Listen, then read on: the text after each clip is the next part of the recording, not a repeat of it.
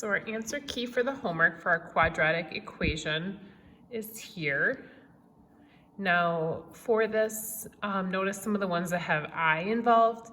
We just simplify as much as we can. So like this one, I believe you could pull out like a 2 or something. We were able to simplify a little bit further. Kind of same thing on, I think, 7 as well. So those are some tougher ones, kind of getting used to that notation. And then this last one, kind of same idea. You simplify as much as you can, but you can't really get like 2 nice answers there. So if you need to pause, go ahead. Otherwise, I'm going to get us going on our notes, which are here. Now the test is going to be after Thanksgiving break. I haven't decided if it's going to be Monday or Tuesday. It depends if we're virtual or not. So hopefully I'll have an answer for you tomorrow and let you guys know for sure when the test is. So I'm going to leave that blank right now. But continue to meet with me if you need to. Make sure you guys are getting ready for that test. So in 6-1, we solved quadratics by graphing. Now when we graph quadratics, we look for the x-intercept. So the solution is on the x-axis.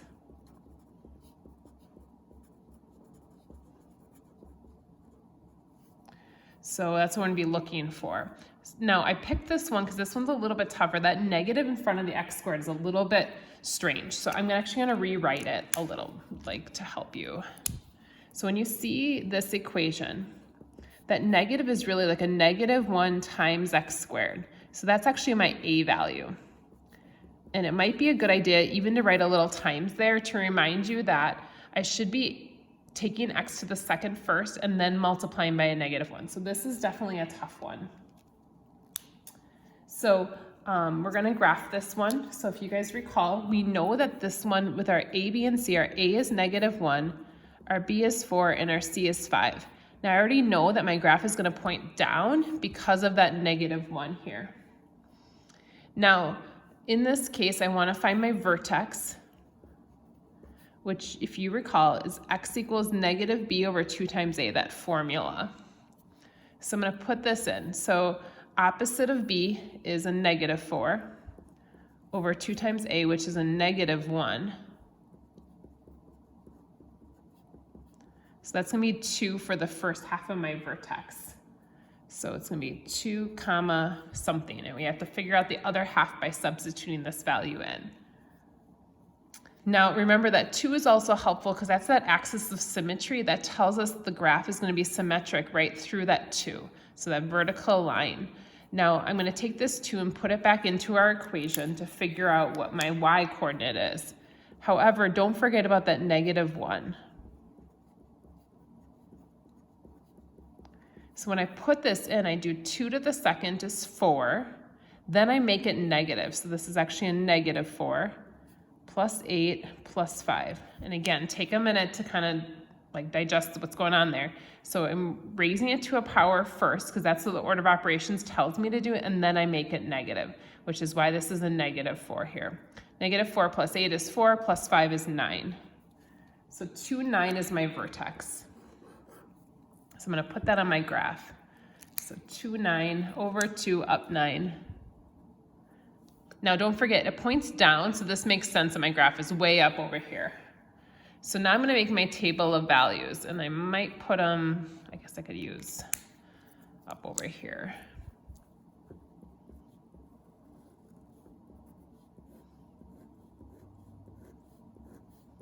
Now knowing what I know, I'm actually going to make my table a little bit bigger. So I'm going to go 3, so I'm going to go 2, 9 in the middle. But then I have 3 slots on the top and the bottom. I just know what I'm headed towards. I'm not going to give you one this tough on the test, but I want to show you guys this one. So I'm going to go 1, 0, 3, 4. That's typically as big as we need our table to be, but I know we have to go a little bit further. So I'm just going to make it a little bit larger. So remember, we have to substitute these values in to the original equation and find out the y coordinate. But remember, there's that symmetry on each side of the vertex. So if I know 3, I'm also going to know 1. If I know 0, I'm also going to know 4. So there's that symmetry that kind of helps us here. So if I put 1 in, 1's a little bit easier in my opinion than 3. So 1 squared, so if you want to But remember, it's times a negative 1 plus 4 times 1 plus 5. So this will be a negative 1 because it'll be 1 squared times negative 1 plus 4 plus 5. So this is going to be 8. Now, if this is 8, this is also 8. So 1, 8, and 3, 8. Now, 0 is one of my favorite ones to pick because 0 just makes these two just 0 automatically. So it's going to be 0, 5. But then this is also 5. Now, the reason I made my table bigger is because I'm looking for the x-intercepts. I'm trying to find where this equation touches the x-axis, and it hasn't yet. So I kind of know already, I wrote the question, so I know already that's what I'm headed towards. So I'm going to put the 5 in.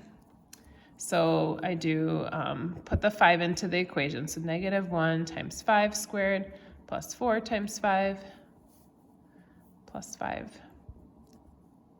So 5 squared is 25, but then I have to make it negative, plus 20 plus 5. So this ends up being 0. And then if that's 0, this is 0 as well. So there's where my graph is finally going to hit the x-axis.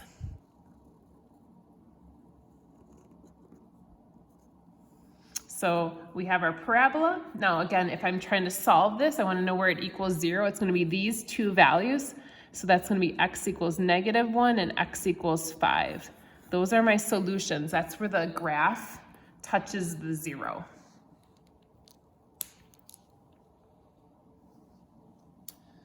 All right, so from there, I'm going to move along to our next section. And I might keep notes a little bit shorter. Like I don't think I'm going to do the whole review here today.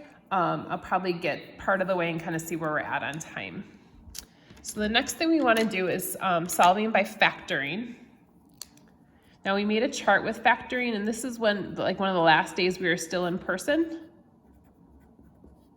So make sure you go ahead and look at that chart and study with that chart.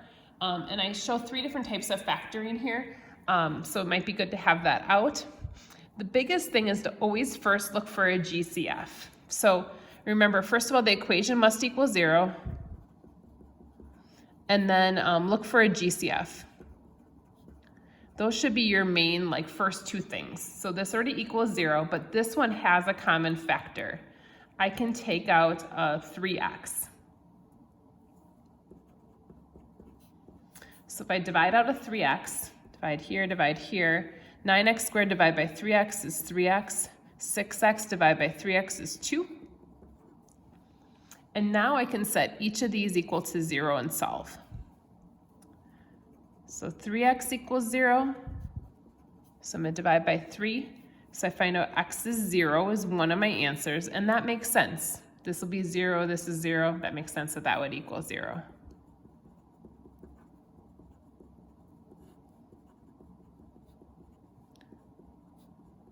And then also 2/3, negative 2/3. That's my other answer that works for my equation.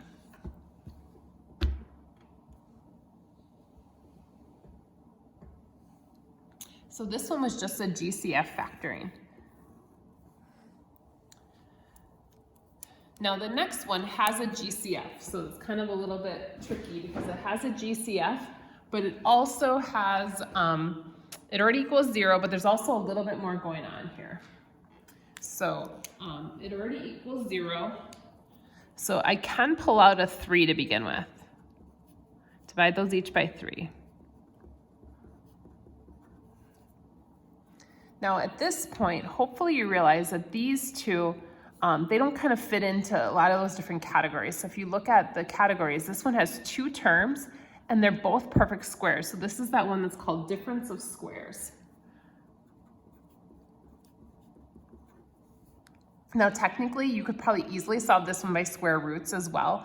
And I wouldn't completely hate that, that'd be okay. But since we're factoring, let's go ahead and factor. So x squared has to be x times x. 25 has to be 5 and 5 if it's perfect squares. But in order to get that middle term to cancel out, they're opposite signs. So plus 5 minus 5. Now I want to set all these equal to 0. Well, 3 can't equal 0, so I don't even need to worry about that. So x plus 5 equals 0. So I find out x could be negative 5. And then x minus 5 equals 0. So I find out x could also be 5. And so there are my two answers.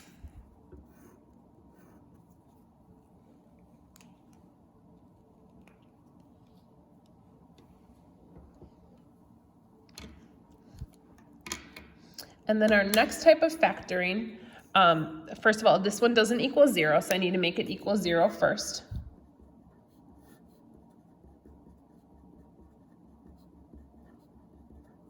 So now it equals 0, but if you look, this one doesn't have a GCF. 3, 13, and 10 don't have a common factor. So this is like, I think, the third column on your chart. This is the kind we have to use that x for. So I have to take the first and last term and multiply them together. So 3x squared times a negative 10, and that's going to be a negative 30x squared. And then on the bottom, I put just the negative 13x. So I want to multiply to get negative 30, but add to get negative 13. Now you might think 3 and 10, because that's what you see here. But those don't add to give me a negative 13 if I also multiply to give you a negative 30. So when I do this, because 3 times 10, one of them would have to be negative and one would have to be positive. So those both don't work. So we have to think of other things. 1 and 30 won't give me 13, but 2 and 15 do. Not this, but if I do 2 minus 15, that'll give me a negative 13. So what we do now is, remember, we use those two to separate this one out.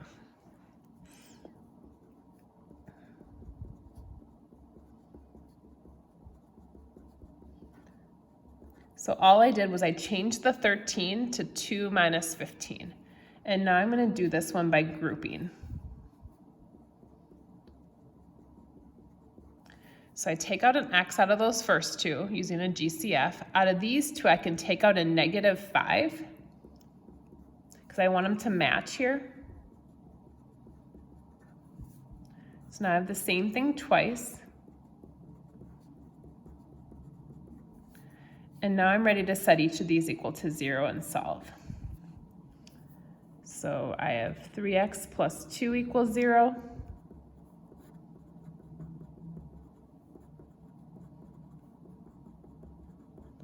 So x is negative 2/3, and then also x minus 5 equals 0. So x also equals 5. So I get those two answers for this one here. Now I think actually I might stop, but I think I might do one more factoring example with you because I did basically almost all of them except the one type that I actually consider to be like my favorite, and I'm afraid if I don't go over it, you might forget about. So if you have room somewhere, if you can just add another, or I should have left a little space here, another factoring example. So this would be letter D. So if I have x squared, let's do plus, that's what I get for trying to make it up off the top of my head.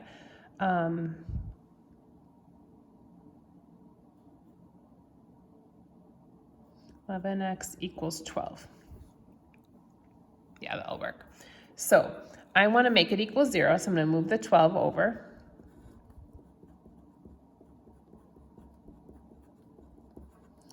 Now at this point, you might think I want to do this type of factoring, but I don't want to because that just takes more time. And now if you wanted to, and like now that you got that down, you want to use that all the time, that's fine. It will work for this type of problem. If it has 3 terms, this will work. However, I already know the first half of this. Because of the x squared, I know it has to be x times x. I want to multiply to negative 12, but add to 11. So you think 3 and 4 and 6 and 2, those don't work, but 12 and 1 do. So plus 12 minus 1 will equal 0. And so we set each of these equal to 0 and solve.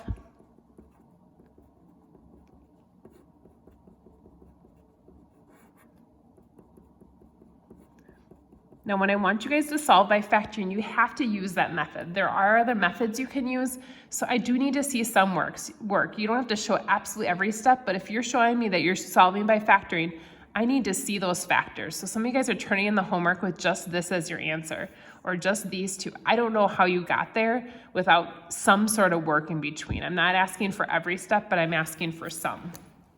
So we're gonna pause here for today, and we'll leave the rest of the notes for next time. So for the homework though, I have to alter it a little bit because we're not gonna go quite as far. So let me grab the notebook and figure out where we're gonna stop.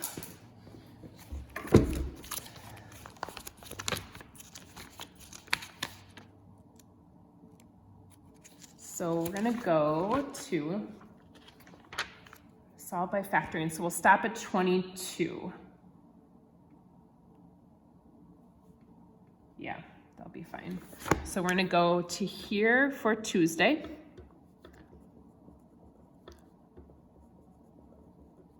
And then we'll do the rest of it the next time. So if you wanna work ahead, so wait on these. But this will be due Tuesday, so tomorrow. So to that point. So shoot me an email if you guys need to meet at all. If you're struggling, I'd be glad to meet with you guys and make sure you're feeling okay about things. Take care. We'll talk to you guys soon.